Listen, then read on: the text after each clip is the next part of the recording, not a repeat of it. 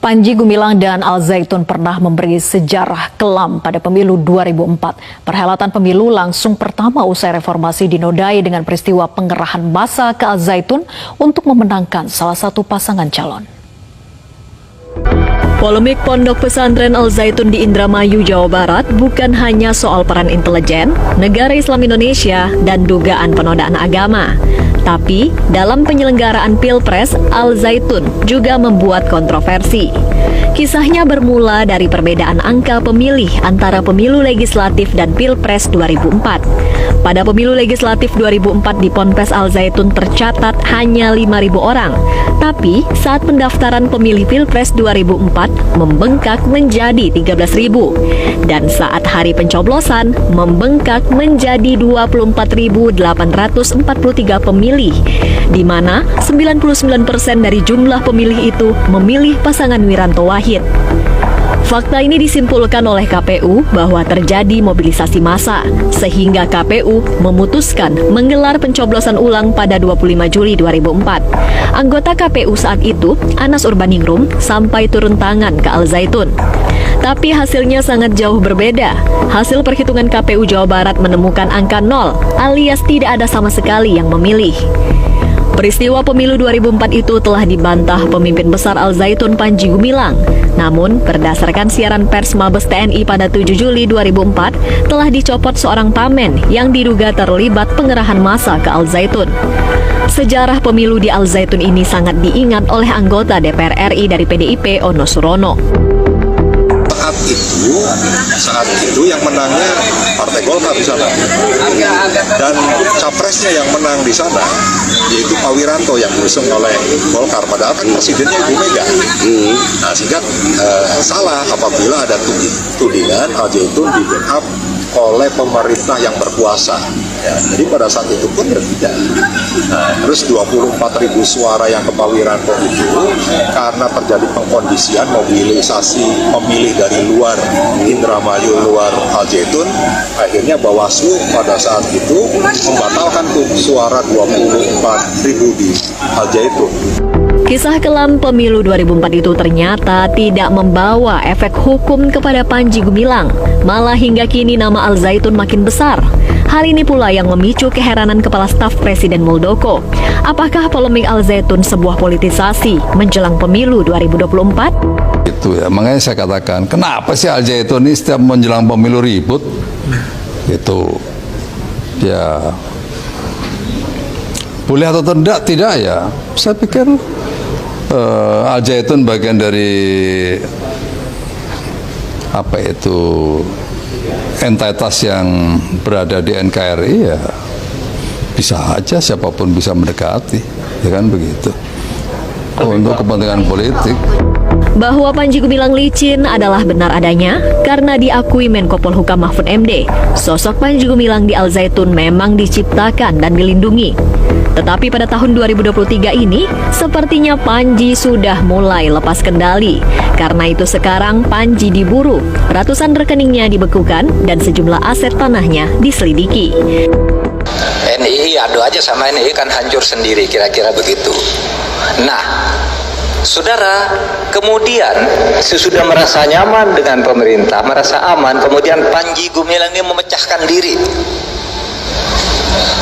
menampilkan sosok Al Zaitun yang seperti sekarang itu, tapi di balik ini latar belakang sejarahnya dan pengikut-pengikutnya itu masih banyak yang memang ideologinya NII.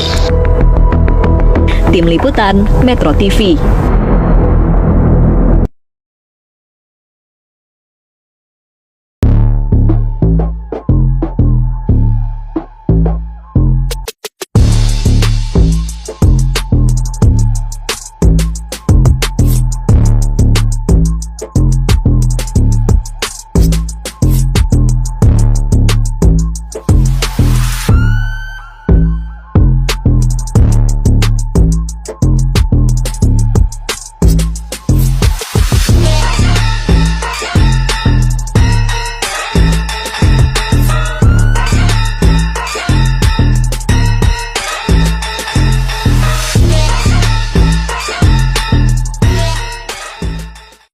Saya komunis. saya komunis.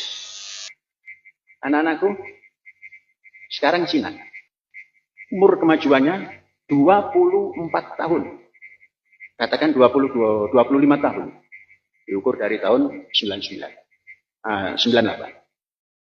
98, Indonesia sudah naik, hampir bersamaan dengan Cina, dipotong, hancur lagi, nol lagi. Cina naik terus. Menjadi raksasa dalam segala hal. Apa raksasanya? Raksasa yang newcomer ini. Raksasa pendatang baru itu mesti kuat kan? Daripada raksasa tua. Apa raksasa tua? Kaum kapitalis Eropa itu hidup ratusan tahun kaya. Kapitalis Amerika ratusan tahun kaya. Dan tua. Letih.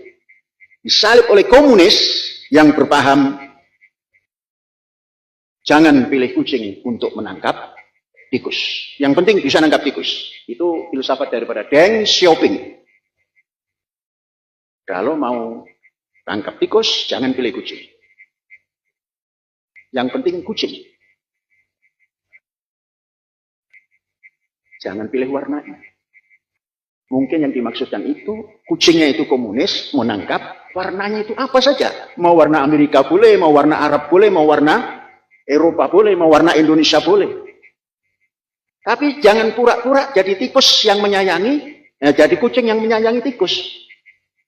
Seperti halnya yang dibuat oleh kaum imperialis kapitalis. Seperti menyayangi rakyat terjajah, tapi dia mencengkeram. Bahasa Cinanya itu, entah ngerti, entah enggak orang Cina ya. Saya berbahasa Cina. Mau ku selaut se.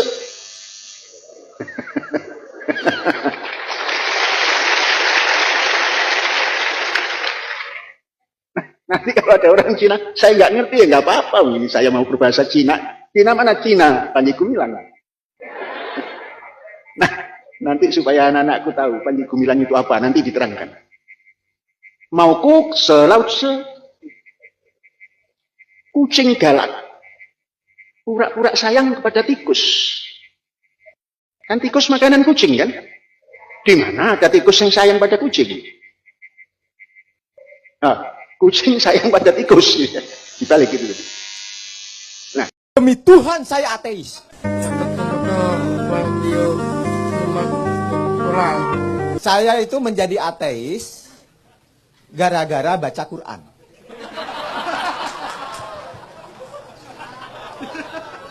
Setelah saya telusuri Al-Quran, ternyata yang ateis sejati itu Tuhan. Karena Tuhan tidak mentuhankan sesuatu. Karena kita hambanya itu disuruh mencontoh, mensuri tauladani Tuhan, maka saya meniru Tuhan untuk menjadi ateis.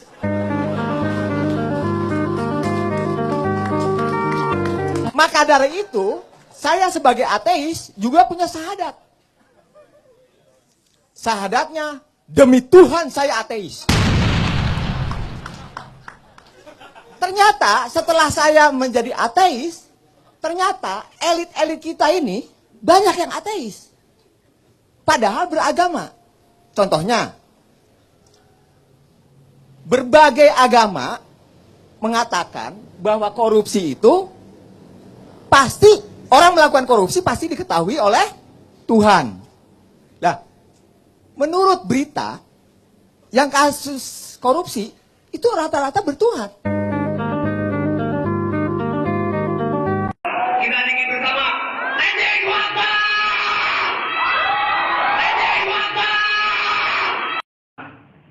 Saudara-saudara dari bapak-bapak, ibu-ibu sekalian, diterima tidak terima, mendaftar sebagai saudara dan pengikut.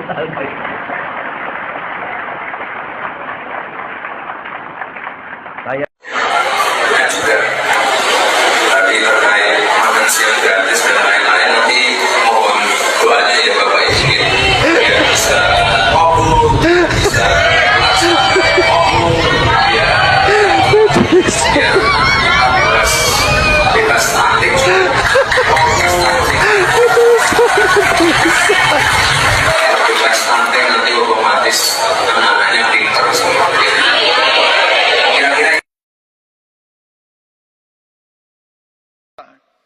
karena ambisi pribadi kita menghasut dan menyesatkan rakyat. Itu etik yang saya bisa bersilaturahim di pondok pesantren lembaga pendidikan Al Zaitun yang besar dan megah ini di Kabupaten Indramayu dalam acara silaturahim sekaligus juga memperingati Isra Mi'raj dan orasi kebangsaan. Tadi di tengah-tengah lebih dari 10.000 keluarga besar Al Zaitun, tadi juga ada pimpinan Syekh Panji Gumilang yang juga menyampaikan kepada kita semua pentingnya terus menjaga persatuan dan kesatuan dan merawat kebinekaan. Dan itu juga yang tadi saya ajak kepada para hadirin, semoga walaupun kita sudah menjadi negara yang semakin modern, tetapi kita tidak pernah melupakan dan tercabut dari jati diri bangsa kita. Bangsa yang rukun, bangsa yang toleran, bangsa yang harmonis, dan tentunya sangat memberikan ruang bagi demokrasi, kebebasan dalam berpendapat, berbicara, tetapi tetap dalam koridor hukum dan juga etika yang berlaku. Saya tentunya juga datang dalam kapasitas tadi di luar sebelum masuk ke lingkungan Al Zaitun ini, saya ingin memberikan dukungan kepada para calon anggota legislatif dari Partai Demokrat. Di sebelah saya ada Teh Anies Hairunisa sebagai calon anggota DPR RI dari Dapil Jateng, Jabar 8, karena kemarin dari Jateng, kemudian Jabar 8, yaitu Indramayu dan Cirebon. Dan juga sejumlah calon anggota legislatif lainnya di tingkat DPRD provinsi maupun kabupaten kota. Ada Kang Irfan, Ketua DPD Provinsi Jawa Barat. Kami sekali lagi ingin meyakinkan bahwa di sisa 14 hari terakhir sebelum 17 April nanti, mesin partai bergerak dengan efektif dan juga para caleg benar-benar semakin intensif untuk mendapatkan tambahan suara. Dan mudah-mudahan insya Allah nanti tanggal 17 April, para caleg kami yang sedang berjuang hari ini bisa mendapatkan kesuksesan dan kemenangan.